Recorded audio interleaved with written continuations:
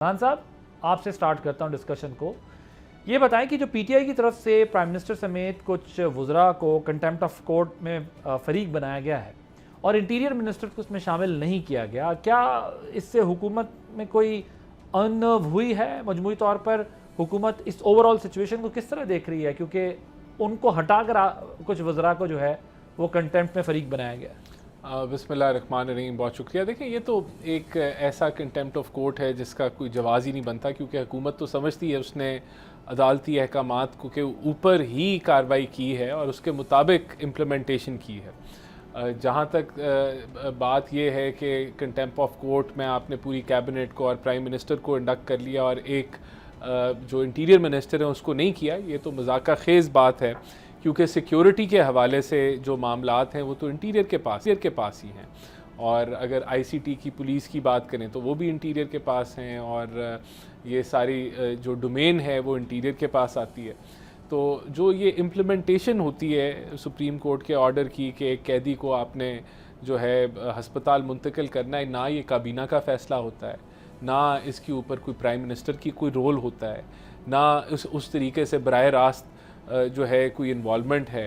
तो ये तो एक ख़बर है, एक कहानी है जो मीडिया के अंदर डिस्कस हो रही है, लेकिन सुप्रीम कोर्ट भी जब इसको देखेगी तो क्या लेना देना है कैबिनेट का इस मामले से? ये तो एक अदालती अहकामात है। आप लोगों को ये देख के हैरानी हुई कि उनके बजाय आप के तमाम वज़रा के ये हैरानी, देखिए हमें कोई इसमें ना कोई हैरानी है ना कोई परेशानी है, हाँ। लेकिन पीटीआई के अगर इसको मौक़िफ़ से देखा जाए तो इसमें ज़रूर सवाल उठते हैं पीटीआई की तरफ से। पहला सवाल तो यही उठते हैं कि काबीना कैसे इन्वॉल्व है और इंटीरियर जिसकी जिम्मेदारी है सिक्योरिटी के वो कैसे नहीं इन्वॉल्व, और वो कॉन्टैक्ट पर्सन है इंटीरियर मिनिस्टर जो है वो। आपके ख्याल में पीटीआई के उनसे ताल्लुकात बेहतर हो गए या डरते हैं? मेरे ख्याल से तल्लुकात शायद बेहतर, डरते भी होंगे या फिर अच्छे तल्लुकात रखना चाहते होंगे। आप ये कह सकते हैं। शफीक खान साहब, क्या इज इट करेक्ट कि इंटीरियर मिनिस्टर की डोमेन में ये तमाम चीज़ें आती हैं लेकिन वो नहीं, और आप लोगों ने कंटेम्प्ट ऑफ कोर्ट को प्योरली जो है फैसले की ओनरशिप जो है वो पार्टी ने वकला पर शिफ्ट की है और लॉयर्स को कहा है कि ये इसको देखेंगे? और जो आप सुन ही रहे होंगे राना साहब की बात, वो कह रहे हैं कि अच्छे ताल्लुकात आप चाहते हैं, तो क्या तसव्वुर किया जाए कि क्या इंटीरियर मिनिस्टर पहले सख्ती करते रहें इसलिए आप लोग थोड़ा सा उनसे घबराए हुए हैं, या ताल्लुकात अच्छे हो गए, या बैरिस्टर गौहर साहब से उनके ताल्लुकात बेहतर हैं? क्या है असल मामला, क्या है? सबसे पहले आदिल साहब आपका शुक्रिया। देखिए, डर सिर्फ अल्लाह से होना चाहिए, अल्लाह ताला से इंसान को डरना चाहिए। बाकी दुनिया की किसी शख्सियत से डर हमारे दिल में तो कम से कम नहीं है। हाँ, अलबत्ता नून लीग के दिल में बहुत सारे लोगों का डर जो है वो उनके दिल में बैठा हुआ है। इमरान खान साहब सर फहरिस्त है उसमें। अब जहाँ तक इस केस का मामला है, देखिए बात बड़ी वाज़ेह है कि देखिए ये जो हुकूमत है इस वक्त की, ये तौहीन अदालत की मुर्तकिब हो चुकी है। सुप्रीम कोर्ट ने एक फैसला दिया और उस फैसले पे कोई अमल दरामद नहीं हुआ। उस फैसले को रद्दी की टोकरी में फेंका गया, खिलवाड़ किया गया, इमरान खान साहब के सेहत के साथ खेला गया। देखिए, हम तो यही प्ली कोर्ट में इख्तियार करेंगे, हमने तो यही प्ली कोर्ट में रखनी है। कोर्ट के सामने हम जजेस से कहना है कि आप सबसे बड़ी अदालत है इस मुल्क की, 3 जजेस की तौहीन हुई है, उनके फैसले की तौहीन हुई है, पाकिस्तान की सबसे बड़ी अदालत की तौहीन हुई है। और जहाँ तक आप नॉमिनेशन की बात कर रहे हैं, देखिए शहबाज शरीफ उसमें नॉमिनेटेड है, वो प्राइम मिनिस्टर है। अगर वो तौहीन अदालत के मुर्तकिब हो जाते हैं तो पूरे कैबिनेट जो है वो फारिग हो जाएगी। उसमें मोहसिन नकवी साहब भी आते हैं, इसी तरह नज़ीर आज़म तारड़ साहब भी उसमें नॉमिनेटेड है, क्योंकि वो आते हैं, वीडियो रिकॉर्ड करते हैं और नज़रसानी की बात करते हैं। फिर अदा तारड़ साहब भी उसमें नॉमिनेटेड है, क्योंकि वो बदज़बानी भी करते हैं, प्रेस कॉन्फ्रेंस भी करते हैं और तमाम वाक़ई की खबर भी ट्वीट करते हैं। इसमें सेक्रेटरी इंटीरियर भी, IG प्रिजन भी नॉमिनेटेड है। तो अगर प्राइम मिनिस्टर फारिग होते हैं तो ऑटोमेटिकली सारी कैबिनेट फारिग हो जाएगी। अब बाई नेम अगर आप हर बंदे को डालें, फिर तो इतने सारे वफाकी वुज़रा हैं, किस किस को डालेंगे? सेक्रेटरी इंटीरियर को डाला हुआ है, IG प्रिजन को डाला हुआ है, और जो कैबिनेट का सरबराह है, जो हुकूमत का सरबराह है, उसको भी नॉमिनेट किया हुआ है। और IG इस्लामाबाद को भी डाला है आपने? IG प्रिजन को तो डाला है, IG इस्लामाबाद का मुझे इल्म नहीं है, मैं वो चेक करके आपको बता सकता हूँ। नहीं डाला उसमें, आप लोगों ने नाम उनका नहीं डाला? नहीं, मुझे उसका इल्म नहीं है, मैं चेक करके ही आपको बता सकता हूं। अलबत्ता सेक्रेटरी इंटीरियर, वज़ीर आज़म और कुछ वुज़रा आप कह रहे हैं उनका डाला है, एक दफा वो डिस्क्वालीफाई हो गए तो सब हो जाएंगे। नहीं, प्राइम मिनिस्टर डिस्क्वालीफाई हो गया तो पूरी कैबिनेट डिस्क्वालीफाई हो गई। ठीक है, अंडरस्टैंडेबल है, पर दीगर वुज़रा के नाम डालने की क्या जरूरत है? प्राइम मिनिस्टर को डायरेक्ट फरीक बना ले। नहीं, बता दिए आपको कि जिस जिसने बयानबाजी की, जिस जिसने इस चीज में अपना रोल प्ले किया, जिस जिसने बदजबानी की, जिसने इस वाक़े की पूरी मालूमात दी, तमाम लोगों को डाला गया है। ओके, सो जो जो बोला है वो गया, आप ये कह रहे हैं जो चुप रहा है उसकी खैर है। डेफिनेटली आपने देखा होगा कि पहले फैसला आता है तो तारिक फजल चौधरी साहब जो हैं वो फ्लोर पे कहते हैं कि हम इसका खैर मकदम करते हैं, अमल दरामद होगा। राना सनाउल्लाह साहब की स्टेटमेंट आती है। फिर 5 बजे जब रिटन फैसला आता है तो 9 बजे जो है वो जो इनका वजीर कानून है वो एक वीडियो रिकॉर्ड करता है, नजरसानी की बात करता है। तो इतने 4 घंटों में ऐसा क्या हुआ कि इनके पाँव के नीचे से जमीन निकल गई। फिर अगले दिन दो वज़रा बैठते हैं जिन जो मशहूरी बदजबानी के लिए है, जो मशहूरी इसलिए है कि वो लोगों पे तहमतें लगाते हैं। बेसिकली वो कह रहे हैं कि जिसने जो जो बोला है वो हमने जो है वो उसके अंदर नामजद किया है। बाकी उन्होंने कहा है कि जब आपके पीएम उड़ जाएंगे तो खुद ब खुद कैबिनेट ही फारिग हो जाएगी, इसके लिए हमने इंडिविजुअल नाम क्यों डालना है इंटीरियर मिनिस्टर का या किसी और का नाम क्यों डालना। देखें, इन्होंने कोई बहुत ही कोई माठे वकील शायद हायर किए हैं कंटेम्प्ट ऑफ कोर्ट फाइल करने के लिए। मुझे पता है वुज़रा की क्या किधर उनका जो डिसीजन मेकिंग में कहाँ ये वो आते हैं वुज़रा एक फ़ैसले में कि एक जेल कैदी को जो है वो आपने हस्पताल लेके जाना है और उसको आपने वापस लेके आना है। इस फैसले में मिनिस्टर की कहाँ रोल आता है, कहाँ उसकी परमिशन की जाती है, रिटन फॉर्म में या अनरिटन फॉर्म में, कहाँ उसका रोल आता है। वो कह रहे हैं बयान या नहीं, बयान तो सवाल जब मीडिया पूछता है तो बयान तो मैं भी दे रहा हूँ, अभी मैं भी बयान दे रहा हूँ और भी दीगर लोग भी देते हैं। प्रेस टॉक में सवालात नहीं पूछते ना, प्रेस टॉक में तो आप अपनी राय आगे। हाँ, तो प्रेस टॉक में आप अपनी राय देते हैं ना, लेकिन डिसीजन मेकिंग में एक मिनिस्टर बयान देने से तो केस नहीं बनता, केस नहीं बनता है जिसकी मातहत होगा उसके लिए। किसके मातहत? तो मातहत तो वो जेल सुपरिटेंडेंट के हैं। आसिफ साहब, ये जेल सुपरिटेंडेंट शफी जान साहब को आवाज नहीं जा रही उनकी ऑडियो। ये तो ऐसी ये कोई हवाई बात है कोई जिसको आप चले मीडिया के ऊपर ये जो बातें बड़ी बड़ी कर रहे हैं कि प्राइम मिनिस्टर अगर उड़ गया तो कैबिनेट उड़ जाएगी, तो ये कर लें, इसके अलावा तो कुछ नहीं है ना। हसन मुर्तजा साहब, क्या मिस हैंडल किया है हुकूमत ने इस मामले को, और पीटीआई के आपको कंडक्ट से क्या लग रहा है कि वो मामला फहमी चाहते हैं, मामलात को बेहतर करना चाहते हैं और ये मिस हैंडल हो गया है गवर्नमेंट से? और ये भी आप डिस्कशन अभी सुन ही रहे होंगे। बहुत शुक्रिया आदिल साहब, मैं तो इसको बड़ा खुशाइन देख रहा हूँ और मुझे शफी जान साहब की गुफ्तगू से और उनके मुतमिन होने से मैं तो बड़ा पुरुमीद हूँ कि हम बेहतरी की तरफ जा रहे हैं।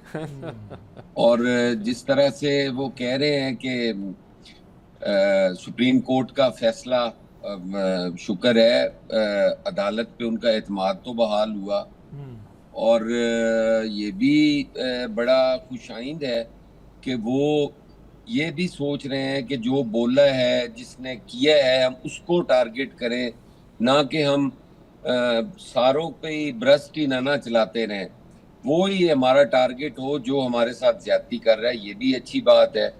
और राना साहब की जो गुफ्तगू थी जिसमें मुझे तो यही समझ आई है कि वो मोहसिन नकवी साहब पे नाला हैं या नाराज हैं कि पता नहीं उनकी क्या डील हो गई है, या उनसे चीजें जो है ना वो बड़ी खुलती जा रही हैं जी। और मैं आने वाले कुछ दिनों में बड़ा पुरुमीद हूँ कि हमारा मुल्क भी बेहतरी की तरफ जाएगा, हुकूमत भी जो है वो अपना किरदार बेहतर करेगी, अपोजिशन भी अपना रोल प्ले करेगी, तो मुल्क जो है और इदारे हमारे बेहतर अंदाज में चलेंगे। आप जाने से याद आया, एक इत्तला या ये कह लें कि एक रूमर या एक खबर या एक चीज़ें कुछ चल रही हैं, सदर मुमलिकत की जानिब से ओहदा छोड़ने के दावे जो आ रहे हैं, पीपल्स पार्टी ओन करती है इसको? और ये जो सीएम की या पीएम की मीटिंग हुई है, ये किस कॉन्टेक्स्ट में हुई है?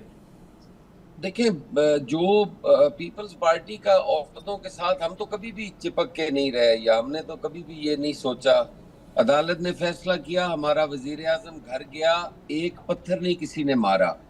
आज तक हमने नहीं पूछा हमें क्यों निकाला या क्यों रखा या क्यों घर भेजा, आराम से घर चले गए। नया प्राइम मिनिस्टर आ गया, उसने अपना टाइम पूरा किया, इलेक्शंस हुए, जिम्मेदारियां नए लोगों को ट्रांसफर होगी।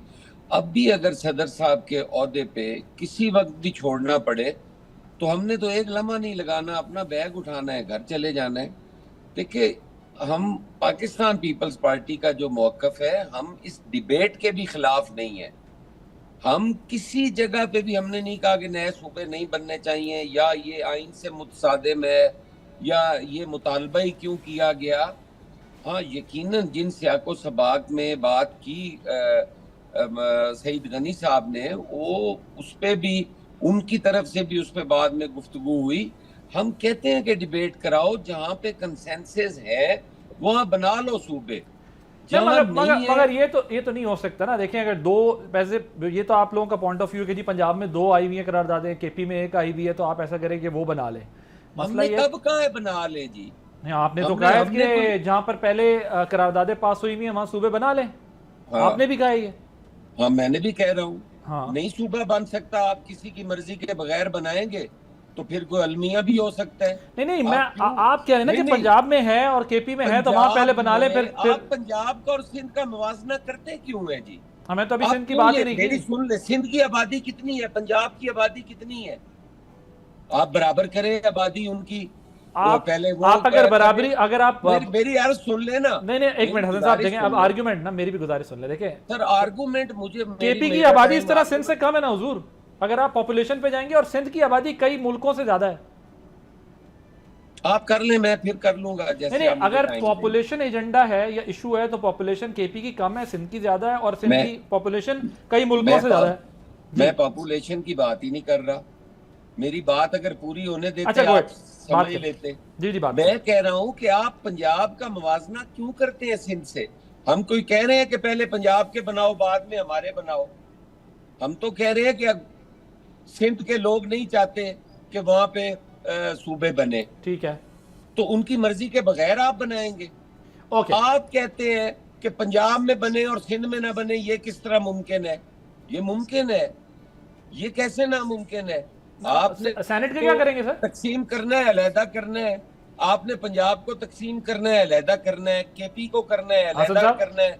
आपने बलोचिस्तान को करना है, अलहदा करना है। सारी इकाइयों ने अलहदा अलहदा तकसीम होना है। आप इकट्ठे कैसे तकसीम कर रहे हैं? अच्छा चलें, अभी ये तो मौजू नहीं है, लेकिन मसला ये है कि अगर वो सूबे बनेंगे तो आप सेनेट का क्या करेंगे? और भी बहुत सारे सवाल जन्म लेंगे। होगा तो मेरा ख्याल है एक साथ होगा, और नहीं होगा तो फिर मुश्किल होगा, सबके लिए डिफिकल्ट होगा। मेरा ख्याल है होगा ही नहीं, ये मुमकिन ही नहीं है। कर्ज पे चलने वाला मुल्क जो IMF को देख रहा होता है कि वहां से कर्ज मिलेगा तो हम पिछले कर्ज की किस्त अदा करेंगे।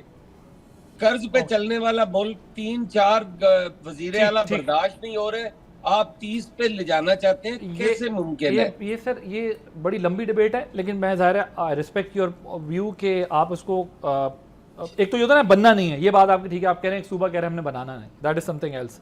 बट पॉपुलेशन पे एक अलग आर्ग्यूमेंट है। ये जो आप डेट सर्विसिंग की बात कर रहे हैं, ये एक अलग आर्ग्यूमेंट है। वफाक भी इसीलिए रो रहा है कि भाई सूबे सब कुछ ले गए, अब वफाक के हाथ में ही कुछ नहीं है, तो वफाक डेट सर्विसिंग करते हुए भी जो है वो फंसा हुआ है। ये तो खैर खुद भी उस डिबेट का भी हिस्सा रहे जो इस सूबों पे होती रही, और खुद इकॉनमी को भी समझते हैं राना साहब। लेकिन इस वक्त मौजू मेरा ये नहीं है। फिर हम जब साइज़ पे जाते हैं तो साइज़ भी कई मुल्कों से बड़ा है हमारे सूबों का साइज़। सो ये सारे सब्जेक्ट जो हैं, लेकिन अगर आप जो बात करें, आप ये कह रहे हैं एक चीज़ बनानी नहीं है, एक सूबे में डिमांड ही नहीं है, वो एक अलहदा बहस है, उस पर तो फिर बात ही नहीं हो सकती अपनी जगह पर। लेकिन एक मसला ये भी है जो मैं बात कर रहा हूँ कि अगर 3 सूबे बन भी गए फिर सेनेट का क्या होगा, फॉर्मेशन, ये बड़े सवालात हैं। सब्सक्राइब करें और बेल दबाएं ताकि कोई खबर रह न जाए।